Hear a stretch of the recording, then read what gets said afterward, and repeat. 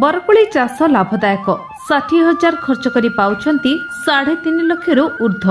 बरकोली चाष करी स्वावलंबी होइछंती जणे युवक मासक मात्र 60,000 टंका खर्च करी लाभ पाउछंती 3.5 लाख टंका। सूचना अनुसार नवरंगपुर जिला रायखर ब्लॉक तुरडी पंचायतर पाउरपिला 1 नंबर ग्रामर राजा मंडल निज मामू घर कलिकता बुली जाई देखिले जणे लोक निज जमी रे बरकोली चाष करी लक्ष लक्ष टंका इनकम करूछंती। ताहा देखि राजा कलिकतारू सेही लोकंक ठारू बरकोली चारा आनी निज जमी रे लगेई मात्र 60,000 टंका खर्च करी गोटिए वर्ष रे रोजगार करिछंती 3.5 लाख टंका। बिना सरकारी साहाय्य आज जने युवक निज पैसा रे कठिन परिश्रम करी स्वावलंबी होई परिछंती। एही बरकोली बहु मिठा होइतिबारु आखपाख अंचल एवं छत्तीसगढ़ लोके आसी किणुछंती। सूचना थाउ कि राजा मंडलक बापा संजीत मंडलक मृत्यु परे राजा एही बरकोली चाष करी परिवार प्रतिपोषण करुछंती। नवरंगपुर गगन कतायतक रिपोर्ट विश्व विजय न्यूज ओडिशा।